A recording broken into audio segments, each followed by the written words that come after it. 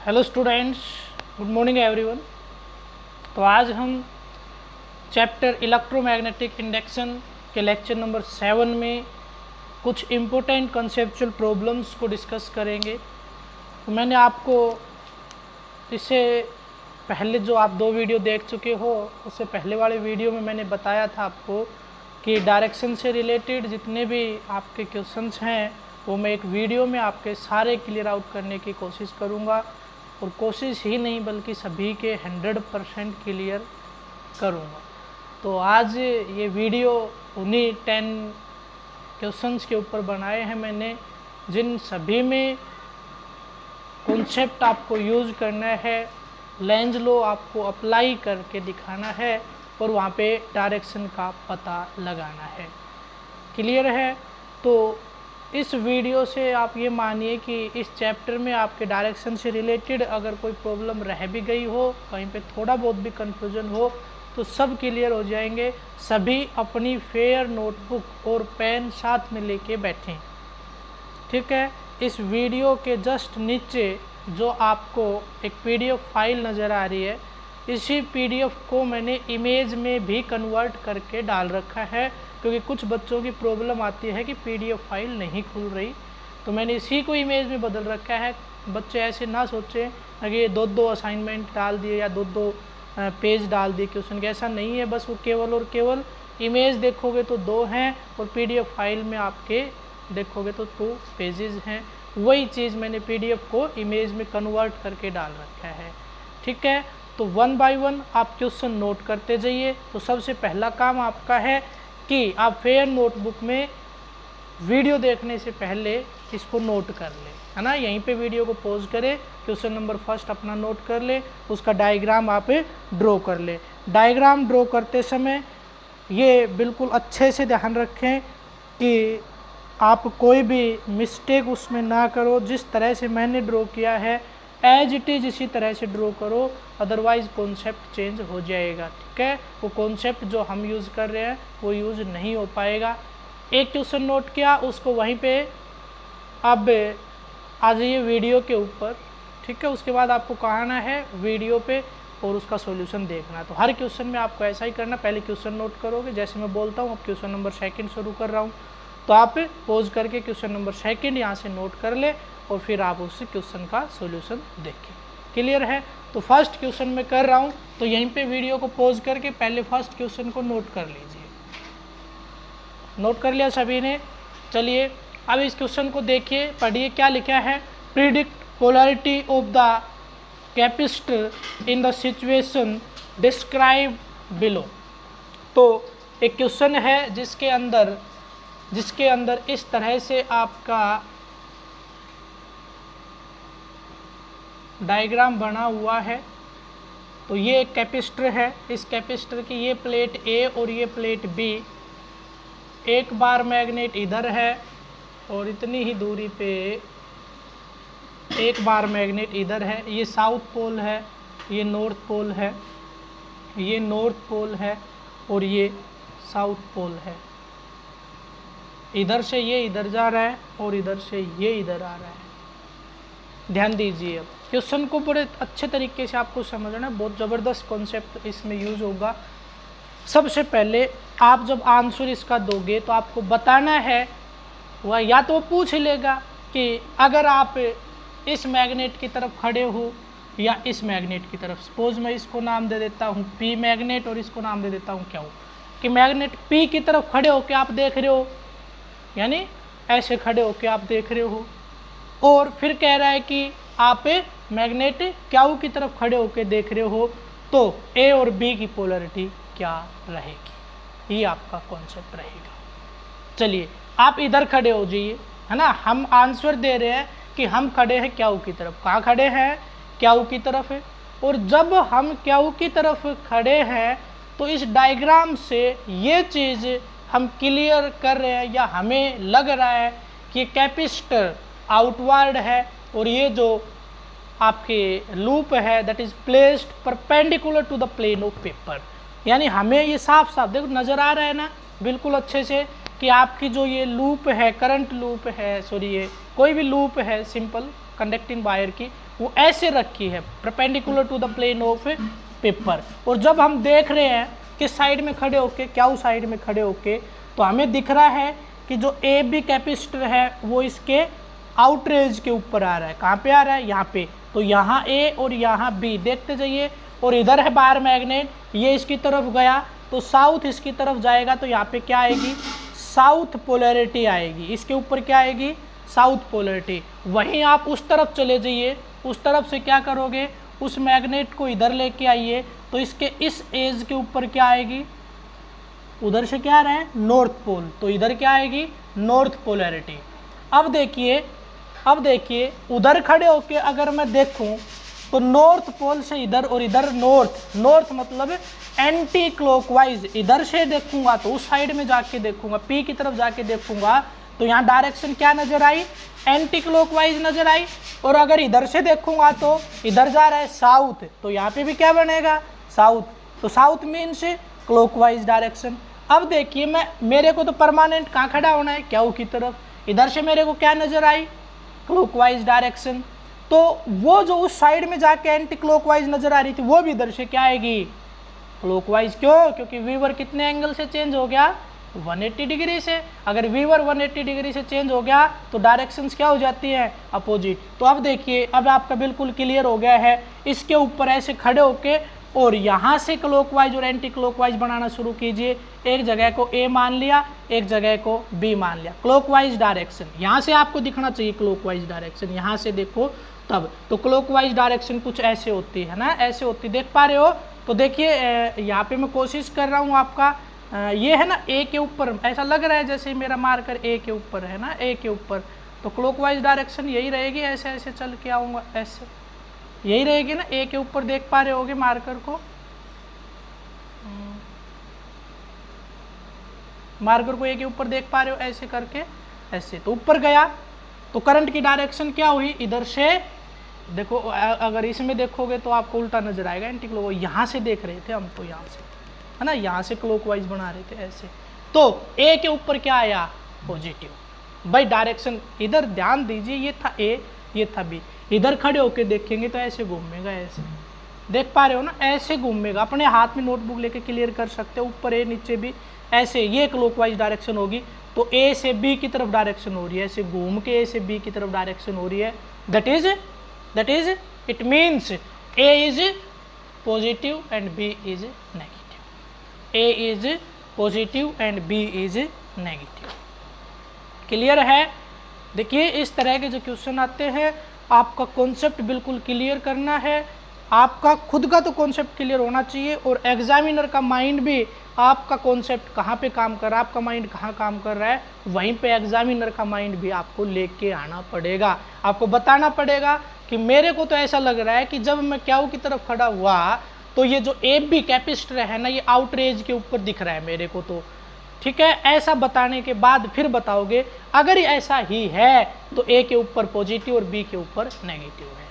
Clear? बिल्कुल अच्छे तरीके से ये सब चीज़ माइंड में आपकी क्लियर होनी चाहिए। नोटबुक आपके पास होगी, उसके ऊपर आप हाथ रख के बता सकते हो। हाथ के ऊपर ऐसा अंगूठा होगा, उंगली होगी, एक को ए मान के एक को बी मान के, बिल्कुल अच्छे तरीके से क्लियर हो तब आपको आंसर देना है। ऐसे रख के आप बता सकते हो। ऐसे रखने के बाद इधर से बाहर मैग्नेट, और फिर आप बता दोगे ऐसे ऐसे डायरेक्शन होगी, वो क्लॉकवाइज होगी, ऐसे ऐसे। तो ऊपर क्या है? ए से बी, तो क्या हो गया? ए पॉजिटिव और बी नेगेटिव। क्लियर है?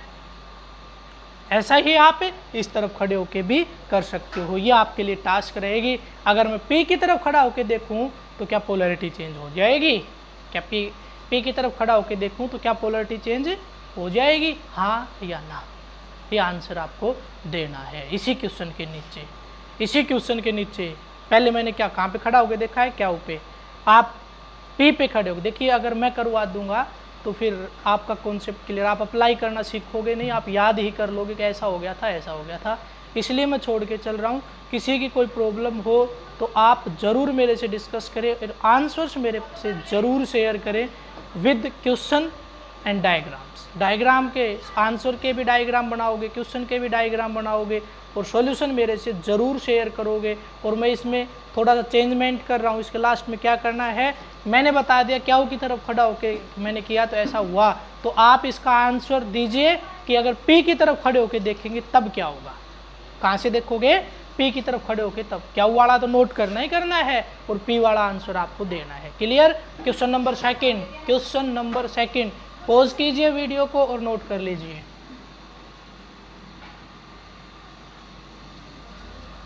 तो शायद तो सभी ने नोट कर लिया होगा। क्वेश्चन नंबर सेकंड मैं रीड कर रहा हूं, आप भी देख लीजिए। In the figure given below planar loops of different shapes have been shown to be moving out of or into a region of magnetic field, moving out or into a region of magnetic field. Determine the direction of induced current in each loop using Lenz law. तो मेरे पास जो given है वो एक uniform magnetic field that is perpendicular inward to the plane of paper, जो कि perpendicular inward है plane of paper के।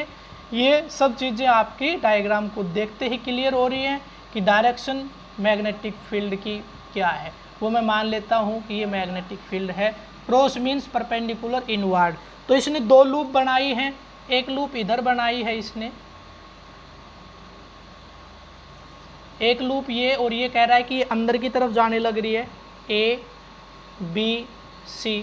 उसके बाद इसने एक लूप इधर बनाई है, लूप थोड़ी सी चेंज कर दी है इसने, ऐसे इस लूप को बनाया है, ये जा रही है इस तरफ, इसको नाम दिया है इसने A B C D। सबसे पहले कॉन्सेप्ट आपका क्लियर कर देता हूँ मैं कि अगर ये लूप इस मैग्नेटिक फील्ड के अंदर एंटर कर रही है या बाहर निकल रही है, केवल उसी टाइम पे इस लूप के अंदर EMF या करंट इंड्यूस्ड होगा। अगर ये इसके अंदर मूव कर रही है, जैसे ये लूप इसके अंदर कंप्लीटली एंटर कर जाएगी तो magnetic flux link with this loop is not changes and hence there is no EMF is induced in this loop. Clear. तो ये तो केवल ये कह रहा है कि एक एंटर करने लग रही है, एक बाहर निकलने लग रही है, उस टाइम पे इसके अंदर EMF इंड्यूस्ड होगा। यस, डेफिनेटली होगा। Then what is the direction, तो उसकी डायरेक्शन क्या रहेगी, आइए देख लेते हैं। तो थोड़ा सा कॉन्सेप्ट यहाँ पे मैं यूज़ करूँगा इंक्रीजिंग और डिक्रीजिंग का। इंक्रीजिंग और सेकंड है डिक्रीजिंग। देखिए यहाँ पे क्या इंक्रीज हो रहा है, मैग्नेटिक फ्लक्स, या मैं B की बात कर देता हूँ। B अगर इंक्रीज होगा तो फ्लक्स भी इंक्रीज अपने आप ही हो जाएगा, ये तो आपको पता ही है। यहाँ पे क्या इंक्रीज, चलो फाई कर देता हूँ। Magnetic flux link with the coil is increases in first case, yes और नोट। फर्स्ट केस में क्या हो रहा है, इंक्रीज हो रहा है। अगर मैं सेकंड की बात करूँ, डिक्रीजिंग, डिक्रीजिंग यानी इसमें हो रहा है ना डिक्रीज, तो इसमें फाई क्या हो रहा है, डिक्रीज। ये एक का ही आपका रिप्रेजेंटेशन, फर्स्ट केस इंक्रीजिंग और सेकंड केस डिक्रीजिंग।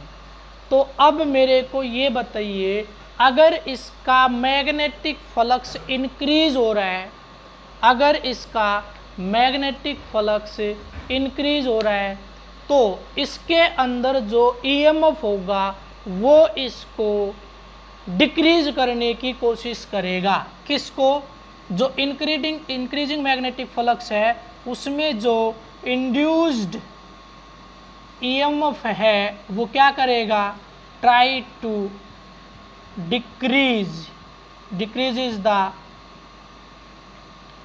फ्लक्स। भाई चेंज इन फ्लक्स के कारण हुआ है, फ्लक्स कहाँ चेंज हो रहा है, इंक्रीज हो रहा है। तो इंक्रीजिंग फ्लक्स के कारण इसके अंदर EMF इंड्यूस्ड हो रहा है, तो वो इंड्यूस्ड EMF इंक्रीज का अपोज करेगा यानी डिक्रीज करेगा, और डिक्रीज के लिए डायरेक्शन होती है एंटी क्लॉकवाइज। नोट कर लीजिए, इंक्रीज का मतलब, लेकिन किसके, मैग्नेटिक जो इंड्यूस्ड EMF है अगर वो डिक्रीज करने की कोशिश कर रहा है तो एंटी क्लॉकवाइज। और इंड्यूस, नोट कर लीजिए, आप चाहे आप हिंदी में लिख लीजिए, इंड्यूस्ड EMF अगर मैग्नेटिक फ्लक्स को डिक्रीज करने की कोशिश कर रहा है तो उसकी डायरेक्शन एंटी क्लॉकवाइज होगी, और अगर इंड्यूस्ड EMF मैग्नेटिक फ्लक्स को इंक्रीज करने की कोशिश कर रहा है तो उसकी डायरेक्शन क्लॉकवाइज होगी। ये अपना नोट करके रखिए। तो यहाँ पे आपके पास जो क्वेश्चन है इसमें ये चीज़ बिल्कुल क्लियर हो रही है कि ये इंक्रीज करने की कोशिश कर रहा है या डिक्रीज करने की कोशिश कर रहा है। तो बताइए डायरेक्शंस क्या रहेंगी। फर्स्ट केस में डायरेक्शन क्या रहेगी और सेकंड केस में डायरेक्शन क्या रहेगी। तो डिक्रीज करने की कोशिश किस में कर रहा है इसमें, तो मैंने बताया फर्स्ट केस में डायरेक्शन एंटी क्लॉकवाइज रहेगी। डिक्रीजिंग करने, डिक्रीज देखिए फ्लक्स इंक्रीज, यहाँ पे कंफ्यूज मत हो जाइए, फ्लक्स इंक्रीज कर रहा है तो ईएमएफ क्या करेगा, उसको डिक्रीज करने की कोशिश करेगा। और जो ईएमएफ डिक्रीज करने की कोशिश कर रहा है इसका मतलब होता है एंटी क्लॉकवाइज। और अगर इंक्रीज करने की कोशिश करे, नोट कर लीजिए नहीं बाद में फिर दिक्कत हो जाएगी, और इंक्रीज करने की कोशिश करेगा तो क्लॉकवाइज। तो इस केस में क्या रहेगी, एंटी क्लॉकवाइज। इस केस में anti clockwise, anti clockwise direction ये होगी, ऐसे इसमें इंड्यूस्ड हो जाएगा ए बी सी। तो पहले वाले में anticlockwise A B C. कब तक, जब तक ये लूप कंप्लीटली इसके अंदर एंटर नहीं कर जाती। बात करते हैं सेकंड में। सेकंड में बाहर निकलती जा रही है, मैग्नेटिक फ्लक्स क्या हो रहा है, डिक्रीज हो रहा है, ऐसा ये केस है। मैग्नेटिक फ्लक्स डिक्रीज हो रहा है तो इसमें जो ईएमएफ है वो किसके कारण पैदा हुआ, डिक्रीजिंग मैग्नेटिक फ्लक्स के कारण, इसलिए वो इसका क्या करेगा, अपोज करेगा। लेंज ने कहा था कि जिसके कारण ये पैदा होगा उसी का क्या करेगा, अपोज करेगा। तो पैदा किसके कारण हुआ है, प्रोड्यूस्ड किसके कारण हुआ है, डिक्रीजिंग मैग्नेटिक फ्लक्स के कारण। तो ये उस मैग्नेटिक फ्लक्स को इंक्रीज करने की कोशिश करेगा। इंक्रीज किस डायरेक्शन में होता है, क्लॉकवाइज डायरेक्शन में। तो क्लियर हो गया होगा, क्लॉकवाइज डायरेक्शन मीन्स ये डायरेक्शन इसकी रहने वाली है। क्लॉकवाइज मतलब A D C B, A D C B ये रहेगी इंड्यूस्ड करंट की डायरेक्शन। कोई ये कहे कितनी देर तक रहेगी, कब तक रहेगी, जब तक ये कोइल बिल्कुल इस मैग्नेटिक फील्ड से बाहर ना निकल जाए। अभी इसी के अंदर क्या ऐड कर देते हैं कि मान लेते हैं इसकी लेंथ है 10 centimetre and its speed in this direction its velocity is 10 centimetre per second. Then after how much time the induced current will be zero.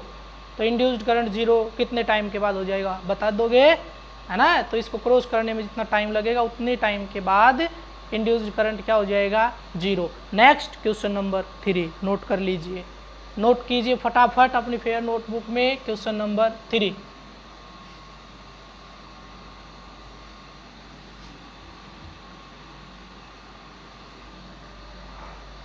तो ये आपको लिखा हुआ दिख रहा है, कॉन्सेप्चुअल प्रॉब्लम @10। 10 कॉन्सेप्चुअल प्रॉब्लम हमें इस वीडियो में करनी है, 2 हो चुकी हैं। अब टाइम नहीं लगेगा, नया कॉन्सेप्ट नहीं आएगा, बस एक कॉन्सेप्ट और आना है, वो और बता देंगे। Determine the direction of induced current in the shown loop using Lenz law. मैं नहीं करवाऊंगा क्वेश्चन मैं नहीं करवाऊंगा, थोड़ा सा हिंट आपको मैं दे देता हूँ। ये है आपका मैग्नेटिक फील्ड जो कि यूनिफॉर्म है, perpendicular inward to the plane of paper है, ये लूप है, ये इसके अंदर एंटर कर रही है।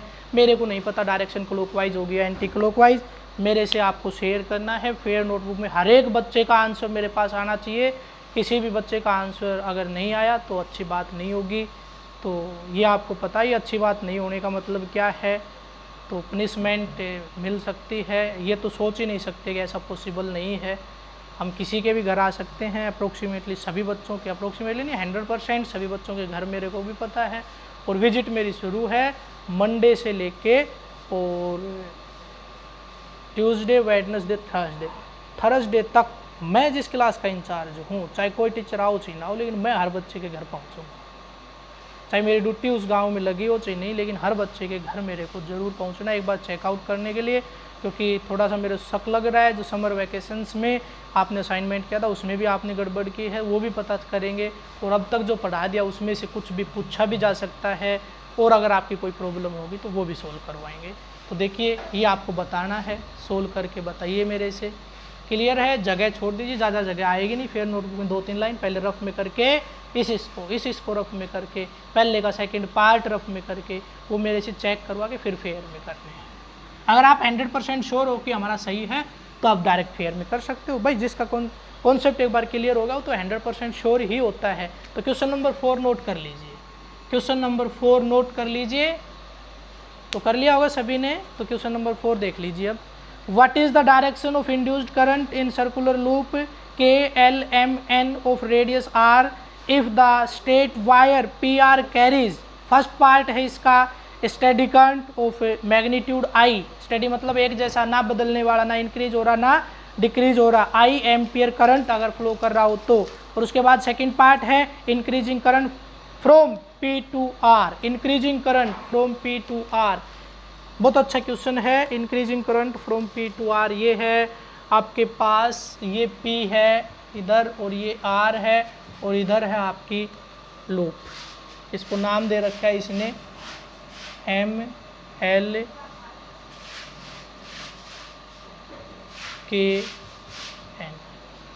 KLMN, ये आपके पास लूप है, ठीक है, ये गिवन है। तो देखिए पहला पार्ट देख लीजिए, इसका पहले पार्ट में जो स्टेट वायर है PR, इसमें PR के अलोंग स्टेडी करंट फ्लो कर रहा है। अगर स्टेडी करंट फ्लो करेगा, स्टेडी करंट मीन्स करंट की वैल्यू नहीं बदल रही, तो इन दोनों के बीच में गैप भी नहीं बदल रहा, इस वायर के कारण इसके आसपास जो मैग्नेटिक फील्ड है वो भी चेंज नहीं होगा। अगर वो मैग्नेटिक फील्ड कांस्टेंट हो गया तो magnetic flux link with the coil is not changes. If magnetic flux link with the coil is not changes then there is not any EMF is induced in this coil. Note कर लिया होगा, बिल्कुल easy सा है। Steady current means current change नहीं हो रहा, current change नहीं हो रहा मीन्स मैग्नेटिक फील्ड जो आपका प्रोड्यूस हुआ उसका मैग्नीट्यूड चेंज नहीं हो रहा, मैग्नेटिक फील्ड चेंज नहीं हो रहा means magnetic flux link with the coil is not changes and hence the direction of magnetic hence the induced EMF is 0, magnitude of induced EMF is 0। उसके बाद मैं बात कर रहा हूँ increasing current from P to R। तो आपने देखा था करंट जब इंक्रीज, कॉन्सेप्ट के ऊपर जाइए, कोइल वाला, सेल्फ इंडक्टेंस और म्यूचुअल इंडक्टेंस। सेल्फ इंडक्टेंस में मैंने बताया था अगर किसी कोइल के अंदर करंट की वैल्यू इंक्रीज हो रही है तो उसमें जो EMF होता है उसकी डायरेक्शन जो एक्सटर्नल EMF है वो और उसके अंदर इंड्यूस्ड हुआ वो एक दूसरे के अपोजिट हो जाते हैं, एक दूसरे के क्या हो जाते हैं, अपोजिट। और अगर डिक्रीज हो रहा हो तो सेम डायरेक्शन। नोट कर लीजिए, नोट डाल लीजिए, इंपॉर्टेंट पॉइंट लिख लीजिए इस तरह के क्वेश्चंस को करने के लिए। अगर आपका इंक्रीजिंग करंट है तो इंड्यूस्ड EMF की डायरेक्शन उस इंक्रीजिंग करंट के अपोजिट होगी, उस इंक्रीजिंग करंट के अपोजिट होगी। अगर आपका करंट डिक्रीजिंग है, if the current in a wire is decreasing then induced EMF is also in the direction of external EMF और करंट, ठीक है, सेम डायरेक्शन आया था ना, मैंने बताया था सेम डायरेक्शन में जो स्पार्क होता है वो बंद करते समय, स्विच को ऑफ करते समय ज़्यादा होता है एज कम्पेयर टू ऑन करते समय, वो इसी वजह से वही वाला कॉन्सेप्ट यूज हो रहा है। तो देखिए इसमें P से R की तरफ करंट जा रहा है, P से R की तरफ। अब देखिए ये तो लूप और ये वायर, इसमें करंट का अपोज कैसे होगा, इसके अपोजिट डायरेक्शन, ये जो डायरेक्शन है इसके अपोजिट। ये एक लूप है, इसका मैं छोटा सा पार्ट इसके नज़दीक है, यानी जो वायर है इसके नज़दीक यानी इसके पैरेलल एक छोटा सा पार्ट कट कर सकता हूँ कि नहीं, जिसकी लेंथ में मान लेता हूँ कि मैंने DL कट कर लिया। क्या कट कर लिया, यहाँ से DL, तो वो इसके पैरेलल हो जाएगा भाई। उस वायर के अंदर जो पैरेलल हो गया, एक वायर ये था PR और मैंने जो कट किया वो ये हो गया। इसके अंदर ये जैसे ऐसे लाइन है, इधर इसमें ऐसे, तो इसमें कैसे, काम खत्म। बस क्या करना है, इस एरो के नज़दीक से दूसरी एरो लगा दो जो इसके अपोजिट डायरेक्शन में। क्या डायरेक्शन होगी, क्लॉकवाइज। हो गया, क्या डायरेक्शन होगी, क्लॉकवाइज। तो क्लियर हो गया होगा, डायरेक्शन क्या रहेगी यहाँ पे, क्लॉकवाइज रहेगी। चलिए एक क्वेश्चन और इसी से, वो नोट नहीं कर रखा है मैंने, इसी से रिलेटेड।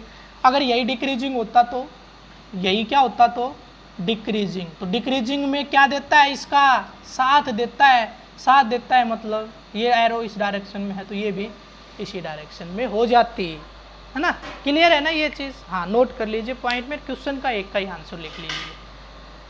चलिए नेक्स्ट क्वेश्चन आप नोट कर लीजिए, क्वेश्चन नंबर 5। आपका जो नीचे PDF फाइल है या इमेज है, इसमें से क्वेश्चन नंबर 5 को नोट कीजिए वीडियो को पॉज करके।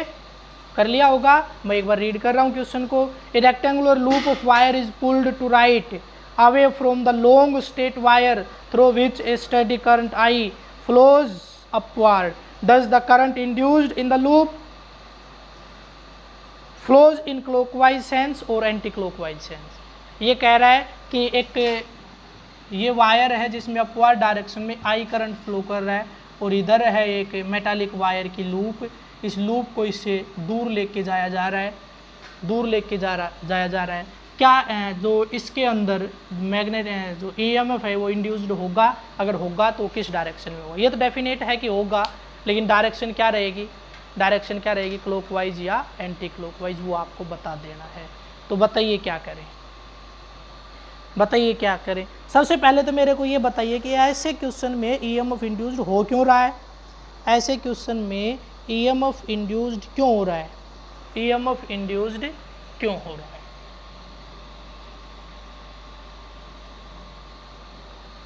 देखिए, अगर मैं यहाँ पे इसका मैग्नेटिक फील्ड ड्रॉ कर दूँ, मैग्नेटिक फील्ड ड्रॉ कर दूँ, मैग्नेटिक फील्ड ड्रॉ कर दूँ, मैग्नेटिक फ्लक्स यही होता है, इसके अंदर नंबर ऑफ फील्ड लाइन किसने क्रॉस कर रही है, यही होता है ना।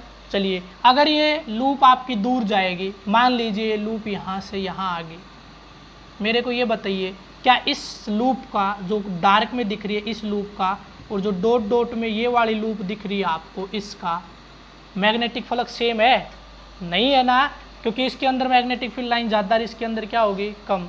It means when the loop is moving away from this current carrying conductor then magnetic flux link with the coil is decreases, then magnetic flux link with the coil is decreases। अगर इस कोयल का magnetic flux decrease होने लग रहा है तो इसके अंदर ईएमएफ इंड्यूस्ड होगा, किसके कारण, डिक्रीजिंग मैग्नेटिक फ्लक्स के कारण, और वो क्या करेगा, इसका अपोज करेगा। किसने कहा था, लेंज ने। तो डिक्रीजिंग का अपोज मीन्स इंक्रीजिंग, डिक्रीजिंग का अपोज मतलब इंक्रीजिंग। तो इसमें जो ईएमएफ इंड्यूस्ड होगा वो इंक्रीजिंग डायरेक्शन में होगा। किसकी इंक्रीजिंग डायरेक्शन में, मैग्नेटिक फ्लक्स की इंक्रीजिंग डायरेक्शन में। तो डेफिनेटली इंड्यूस्ड ईएमएफ इंक्रीजिंग मतलब साउथ है, मतलब क्लॉकवाइज, और डिक्रीजिंग मतलब एंटी क्लॉकवाइज। तो ये क्या करने की कोशिश कर रहा है, इंक्रीज करने की कोशिश कर रहा है, इसलिए इसमें क्लॉकवाइज डायरेक्शन में ईएमएफ इंड्यूस्ड हो जाएगा, इसमें नहीं, इसमें क्लॉकवाइज डायरेक्शन में ईएमएफ इंड्यूस्ड हो जाएगा। ठीक है, हो गया। ये देखिए, ये फिर वही आ गया कॉन्सेप्ट। अगर आप वो नहीं लगा रहे थे, एक कॉन्सेप्ट और आ गया आपका, अभी जो करवाया था वो कॉन्सेप्ट मैंने ध्यान नहीं दिया इस पे, ये साफ साफ दिख रहा है। देखिए इधर क्या है, करंट ऊपर जाते समय क्या हो रहा है, इंक्रीज। ये दूर जाएगा तो ये क्या होगा, डिक्रीज। ये क्या होगा, इसका मैग्नेटिक फ्लक्स डिक्रीज। और या फिर छोड़ दो, इंक्रीजिंग करंट इसका क्या करता है, इंक्रीजिंग करंट इसका क्या करता है, अपोज। ऐसा होगा, ऐसा हो जाता अगर अपवर्ड करंट कैसा होता, वेरिएबल। ऐसा हो जाता अगर ये करंट कैसा होता, वेरिएबल होता। तो इंक्रीजिंग का मतलब अपोज और डिक्रीजिंग का मतलब सेम डायरेक्शन। तो इधर आप जो डिक्रीजिंग है वो इसके रेट को इंक्रीज डिक्रीज ना करवा के, इनके बीच में गैप को इंक्रीज डिक्रीज करवा के हुआ। तो क्या हुआ है, डिक्रीज मतलब सेम डायरेक्शन, डिक्रीज मतलब सेम डायरेक्शन। या फिर आप ये रख लीजिए, ये भी बहुत अच्छा कॉन्सेप्ट है, इसमें कंफ्यूजन हो सकता है आपको। ठीक है, चलिए आप ये रख लीजिए, ये होता है यूज़, ये भी हो जाता है कई जगह पे, बहुत अच्छे से क्लियर अगर आपका हो गया तो ये भी कर सकते हो, अदरवाइज ये तो बिल्कुल साफ है ही है। ठीक है, चलिए नेक्स्ट क्वेश्चन नंबर 6 नोट कर लीजिए, वीडियो को पॉज कीजिए, क्वेश्चन नंबर 6 को नोट कीजिए। हाँ तो कर लिया होगा, मैं क्वेश्चन नंबर 6 को रीड कर रहा हूँ। The close loop PQRS is moving into a uniform magnetic field acting at a right angle to the plane of the paper. State the direction in which induced current is flows in the loop। भाई आपने आप करना है, मैं नहीं करवाऊंगा।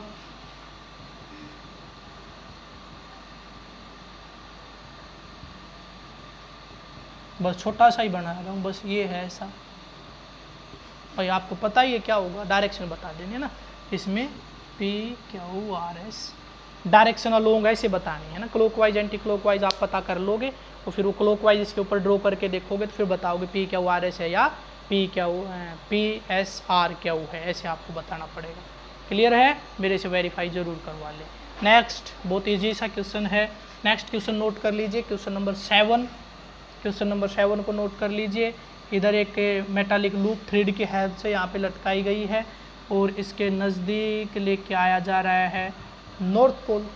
हाँ, north pole को इसके नज़दीक लेके आया जा रहा है ऐसे। अगर ये नॉर्थ पोल इसके नज़दीक आएगा तो यहाँ पे भी क्या आएगी, नॉर्थ पोलरिटी। नॉर्थ मतलब एंटी क्लॉकवाइज, है ना, ये तो इजी सा था ना, नॉर्थ मतलब एंटी क्लॉकवाइज, नॉर्थ मतलब एंटी क्लॉकवाइज, अपोज करेगा इसका। चलिए नेक्स्ट क्वेश्चन नोट कर लीजिए, क्वेश्चन नंबर 8। क्वेश्चन नंबर 8 मैं रीड कर रहा हूँ, वीडियो को पॉज करके नोट कर लीजिए।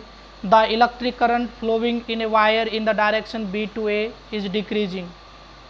What is the direction of induced current in the metallic loop kept above the wire. ये बहुत आसान सा आ गया है, जो मैंने अभी बताया था कि इस क्वेश्चन को यहाँ पे नोट मत करना ना, लेकिन यहाँ पे आ गया है, वो शायद इसीलिए मैंने कहा था कि यहाँ पे नोट मत करना। B to A decreasing rate, B to A decreasing rate, decreasing मतलब इसके अंदर जो EMF इंड्यूस्ड होगा वो इसकी डायरेक्शन का साथ देगा, साथ देगा मतलब हो गया ना, वही है DL एलिमेंट कट करेंगे उसमें अपोजिट या सेम डायरेक्शन करेंगे। चलिए नेक्स्ट क्वेश्चन नोट कर लीजिए। नेक्स्ट क्वेश्चन नोट कर लीजिए। Predict the direction of A predict the direction of a induced current in metallic ring 1 and 2 lying in the same plane where current I in the wire is increasing steadily। क्या हो रहा है, increase हो रहा है steadily. Diagram में बना देता हूँ, डायग्राम में बना देता हूँ और उसकी हेल्प से आपको क्या बतानी है, डायरेक्शन। शायद तो जैसे ही मैं क्वेश्चन नोट कर आपने नोट किया है आंसर आपको पता चल चुका होगा, फिर भी क्लियर आउट में कर देता हूँ कि आंसर क्या आएगा। ये है क्वेश्चन, है ना, ऐसा ही है ना, यही डायरेक्शन आपकी है आई की। ये रिंग 1 है और ये रिंग 2 है, एक इनमें से रिंग 1 है और एक इनमें से 2 है, ऊपर वाली 1 और नीचे वाली 2 मैंने ये मान लिया है, ठीक है। चलिए अब मेरे को ये बताना है आपको कि ए में 1 में डायरेक्शन क्या रहेगी, 2 में। तो इंक्रीजिंग क्या करता है, अपोज। तो इसको थोड़ा सा नज़दीक बना लेता हूँ मैं ताकि अच्छे से समझ में आ जाए। ये लो, ये 1 और ये 2। इंक्रीज मतलब अपोज, इंक्रीज मतलब अपोज। इसमें क्या हुई, क्लॉकवाइज, इसमें क्या हुई, एंटी क्लॉकवाइज। जो ऊपर लाई कर रही है उसमें क्लॉकवाइज और नीचे वाली में एंटी क्लॉकवाइज। चेक कर लो सही है या नहीं है। Last question, question number 10 note कर लीजिए, वीडियो को पॉज करके फटाफट।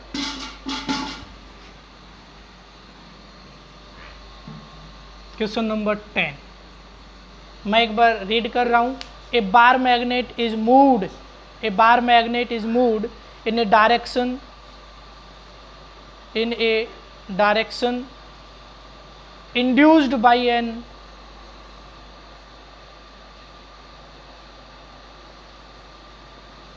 arrow between two coils AB and CD as shown in figure, as shown in figure। A bar magnet is moved in a direction, ये induced गलत लिख दिया यहाँ पे, direction shown by an arrow between two coils AB and CD and so is shown in figure, indicate the direction of induced current in each coil। भाई कोयल आप अच्छे तरीके से बनाइए, जिस तरह से मैंने आपकी बना रखी है वैसे ही आपको भी बनानी है, चेंजमेंट मत कर देना, बिल्कुल एज इट इज़। चाहे आप देख लो मैं कैसे बना रहा हूँ, इसी तरीके से आपको भी बनानी है, अपना कॉन्सेप्ट यूज नहीं करोगे। अपना कॉन्सेप्ट बिल्कुल भी यूज नहीं करोगे। कोइल्स जिस डायरेक्शन में मैं रोटेट करवा रहा हूँ उसी डायरेक्शन में आपको भी करवानी है। ये लो भाई, इनका नाम दे रखा है ए बी और इस पे दे रखा है सी डी। चलो डायरेक्शन बतानी है। ये इसका नॉर्थ पोल है, इधर इसका साउथ पोल है और डायरेक्शन है ये जैसा हो गया। ये इससे दूर जाएगा, ये इससे दूर जाएगा तो ये इसको नज़दीक लेके आने की कोशिश करेगा तो इधर क्या आएगा साउथ। ये इसके नज़दीक जा रहा है, इधर क्या है साउथ। ये इसको दूर करने की कोशिश करेगा, यहाँ पे क्या आएगा साउथ। साउथ मतलब क्लॉकवाइज साउथ मतलब क्लॉकवाइज। क्लॉकवाइज डायरेक्शन क्या रहेगी, ये रहेगी ऐसे। कैसे रहेगी, ऐसे। तो कहाँ जा रहा है करंट, इसकी तरफ आ रहा है, बी की तरफ आ रहा है। तो अगर आप एक तो कह सकते हो क्लॉकवाइज डायरेक्शन में और दूसरा बता सकते हो ए टू बी। करंट की डायरेक्शन, इंड्यूस्ड करंट की डायरेक्शन क्या रहेगी, ए टू बी। तो कोई भी दिक्कत रह जाए आप मेरे से डिस्कस कर लेना, कोई भी दिक्कत रहे किसी भी क्वेश्चन में बताना मेरे को, मैं सोल्व करूँगा, क्लियर करूँगा। यहाँ पे आप देख लीजिए ये साउथ नज़दीक जा रहा है तो यहाँ पे भी क्या आ गया साउथ। तो इसमें भी डायरेक्शन क्या रहेगी क्लॉकवाइज। क्लॉकवाइज डायरेक्शन ये है तो ऐसे करंट घूम के आगे जाता जाएगा। तो क्लॉकवाइज तो आप बता ही दोगे और डायरेक्शन रहेगी C to D, C to D. इसमें ए टू बी और उसमें सी टू डी। ठीक है, ठीक है। तो शायद तो आपके डायरेक्शन से रिलेटेड कोई भी क्वेश्चन बचा नहीं होगा। कोई और टाइप अगर आपने कहीं पे देखी हो और आपको लग रहा हो कि इसमें इसकी डायरेक्शन बताने में दिक्कत हो सकती है तो आप मेरे से ज़रूर डिस्कस कीजिएगा। वो क्वेश्चन मेरे पास ज़रूर सेंड कीजिएगा कि इसकी डायरेक्शन में प्रॉब्लम है या ये टाइप रह गई है। मैंने कोशिश की है कि सारी टाइप इसमें कवर करूँ। तो देखिए जो मोशनल ईएमएफ है उसका एक टाइप रह गया है तो कुछ बच्चों की प्रॉब्लम भी आई थी। मैं कोशिश कर रहा था उसको इस वीडियो में ऐड करने की, लेकिन टाइम बहुत ज़्यादा हो गया वीडियो का। 40 मिनट्स का वीडियो आपका बन गया है तो इससे ज़्यादा का बनाना ठीक भी नहीं है, दिक्कत हो जाती है, ज़्यादा देर फ़ोन नहीं देखा जाएगा। ठीक है, तो इसलिए मैं उसे को इसमें नहीं डाल पाया। तो उससे रिलेटेड कोई भी क्वेश्चन आपका पेपर में मैं नहीं दूंगा। और वो था आपका जो आर्टिकल है